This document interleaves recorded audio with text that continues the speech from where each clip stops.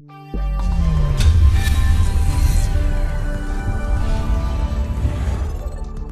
next we're gonna go to AAA. We're gonna have a fundamental overview, a review from CCNA of what AAA is, how does it work, and then we're gonna go to actual configuration of AAA on both the iOS and the SA.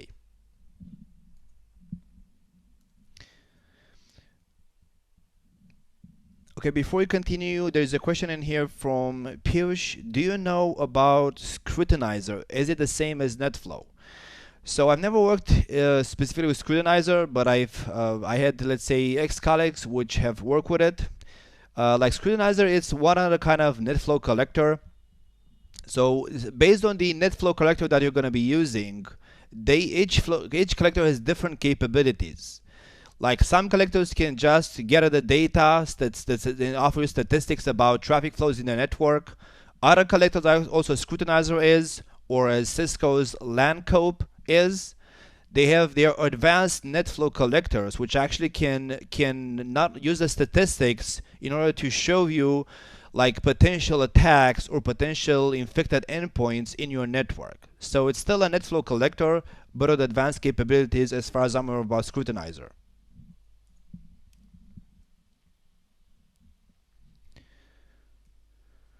Now, what is AAA? So AAA provides authentication, authorization, and accounting for device administration. Like when you're gonna connect to a network device to manage it, we're gonna need AAA to provide those three services, and also provides the same three services for network access, which means like when you get connected via wired connection or wireless or VPN, you may be required to be authenticated and authorized and accounted for. For VPNs, it is a requirement, at least authentication authorization part. Accounting is optional. For wireless, pretty much if it's not open, likewise authentication and authorization. For wired is optional. But for VPN, it's built-in authentication authorization. For wireless, likewise, accounting is optional on both of them. For wired, also authentication, authorization, and accounting is optional.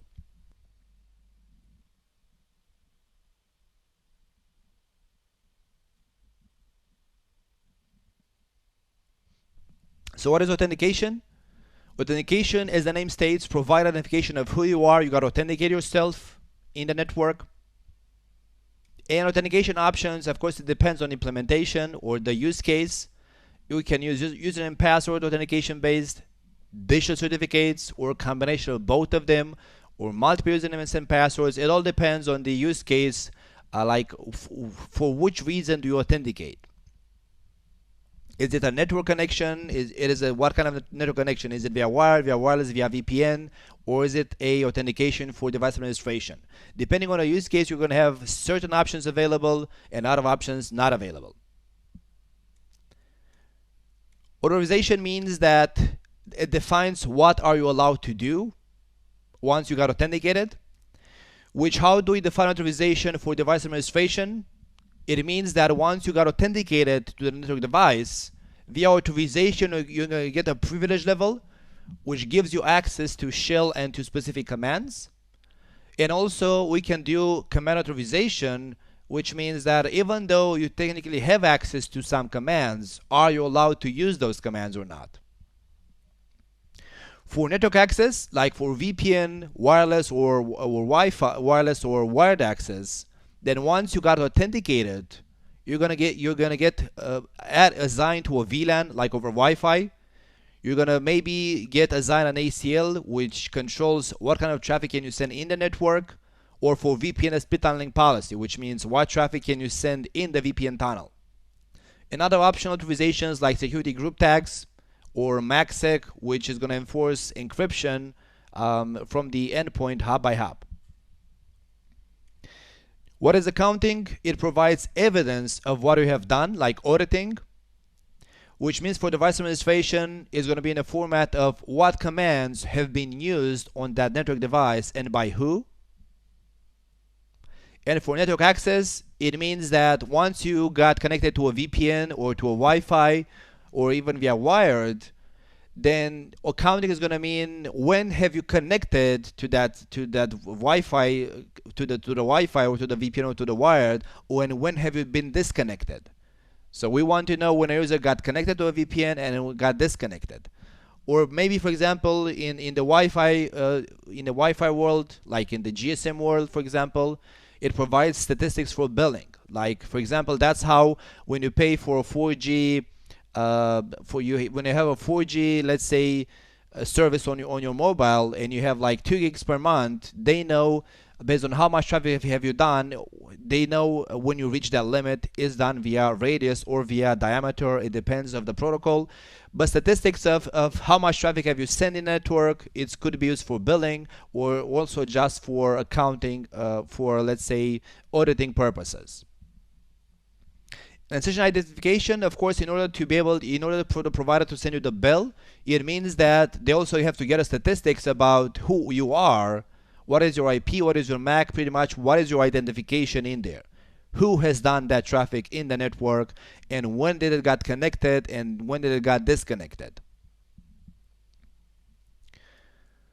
Now in the AA model, they call it a model because we have likewise a couple of roles defined. We have the supplicant, the authenticator, and the authentication server.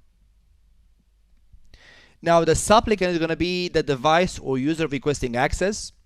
Like for device administration, it means it's going to be me, Christian, who wants to manage a router. Or for VPN, it's going to be a computer who wants to build a VPN tunnel. Or for Wi-Fi, it's going to be a user who wants to get access to a Wi-Fi network. So that's the supplicant, the device or user who requests access in there.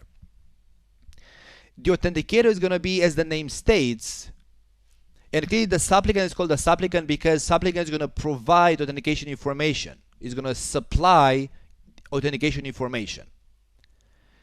Now, the authenticator is the network device that forces the supplicant to get authenticated. It's going to tell the supplicant, I want you to authenticate to me.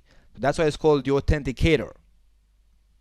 And that's going to be a network device enforcing the authentication, which means in the case of device management, it's going to be the router that you connect to. In the case of VPN, it's going to be the VPN gateway. The VPN gateway authenticates you. In the case of Wi-Fi, it's going to be the access point or the wireless LAN controller. In the case of wired access, it's going to be the switch you got connected to. And that authenticator is going to grab your credentials and send those over to the authentication server. So the authentication server is the actual entity which performs the AA functions. That server is going to authenticate you or not, and authorize you or not, and account for what you do or not. Now we have to understand how those three, let's say, roles are being connected one to another exactly. So how does the traffic flow between the supplicant and the authenticator?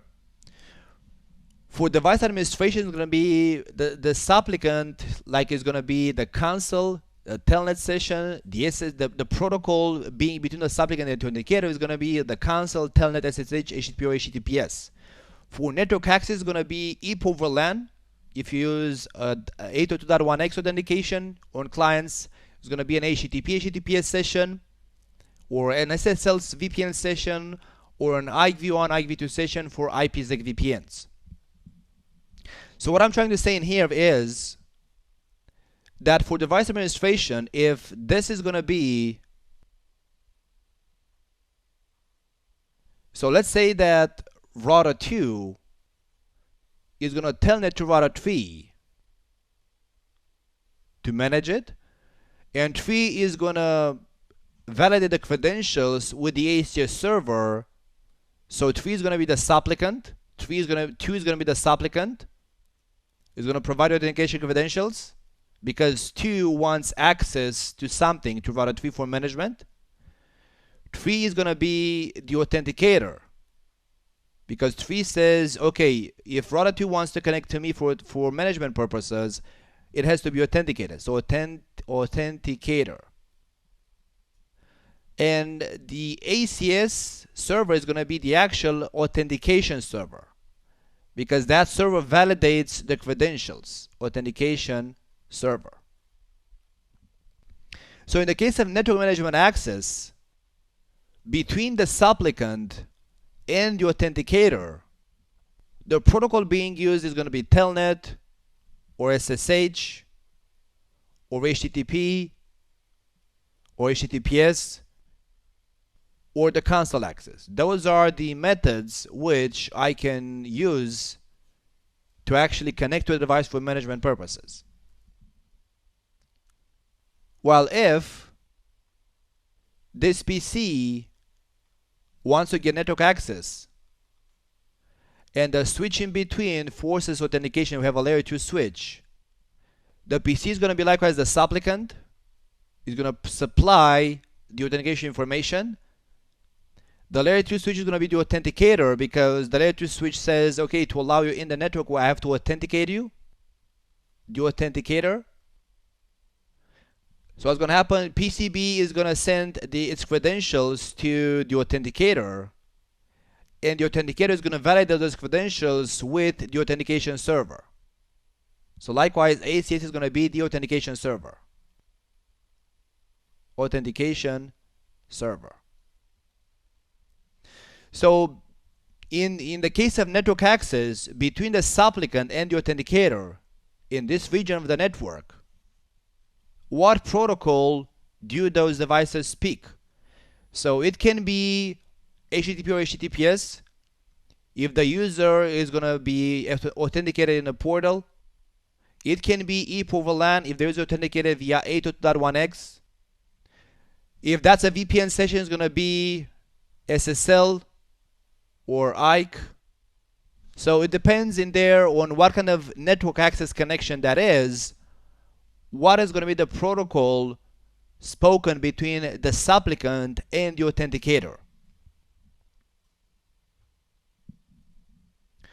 While between the authenticator and the device and the authentication server, the protocol is going to be in general radius or TACAX+. It can also be LDAP or NTLM for Active Directory. So it depends what is the, let's say, how does the authenticator speak with the authentication server over which protocol. In general, it's going to be radius or TACAX+. But it could also be LDAP or NTLM for Active Directory. So what this means is that what happens is, if we take one basic example of that telnet session, so 2 is the supplicant, 3 is the authenticator, and ACS is going to be authentication server. So this is the supplicant, 3 is the authenticator, and ACS is the authentication server. What happens is that the supplicant is going to provide the credentials over to the authenticator via the SSH session, and the authenticator is going to pick up those credentials and send them over to the authentication server via radius or TACAX. So the authenticator translates one protocol into another protocol to relay the credentials to the authentication server.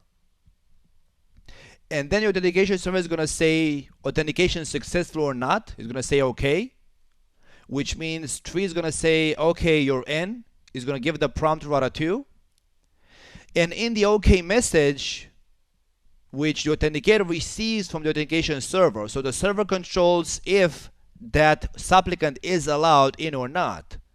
In this reply from the authentication server, also authorization parameters are being sent back to the authenticator, which basically what that means is that the ACS server is going to tell router 3, okay, allow that user in, but authorize that user only to give him a privilege level of 5, for example.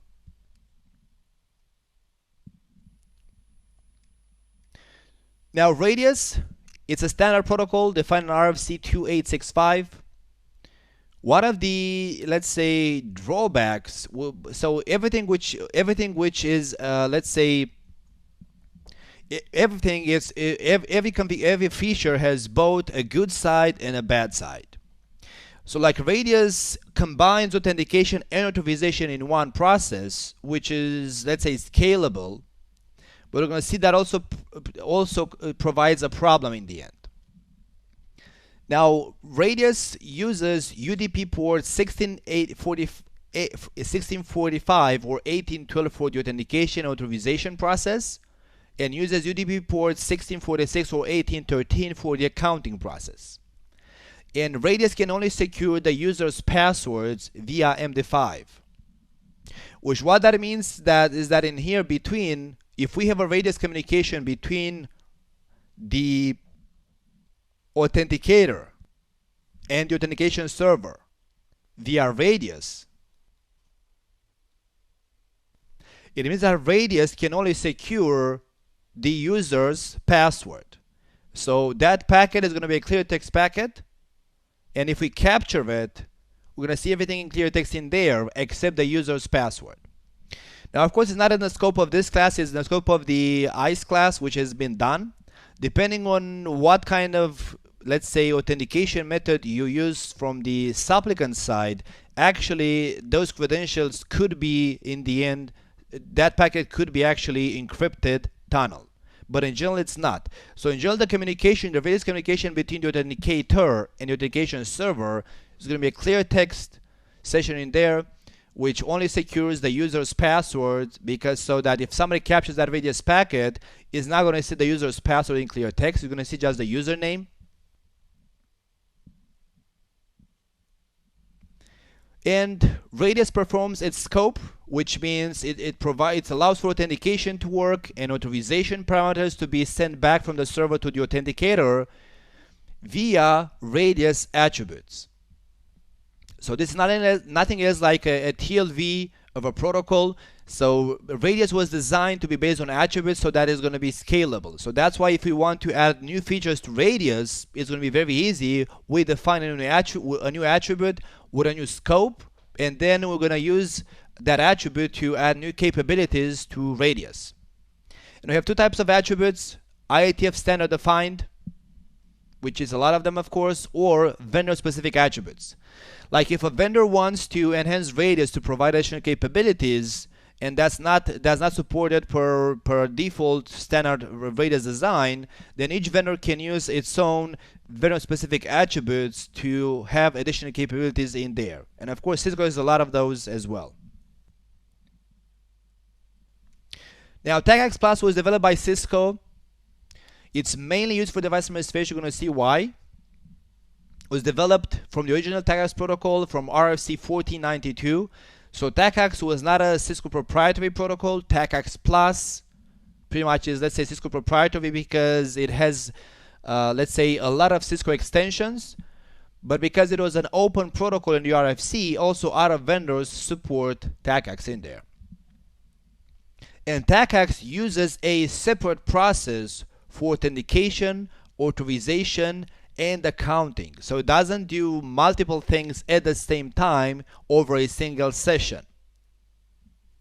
So what this means is that Radius, for example,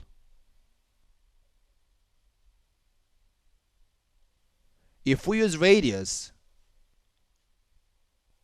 and this is my supplicant, this is my authenticator and my authentication server, then when router 2 sends its credentials over to the authenticator, and 3 sends those over to ACS, that's the authentication request, saying, hey, do you validate those credentials? Then when the Radius server responds, it's going to respond both with an OK or not OK for the authentication process, and also it's going to return back the authorization attributes. That's what they mean. They mean that Radius does two things in one. So Radius performs both the authentication and the authorization in a single step. While if this was TagX,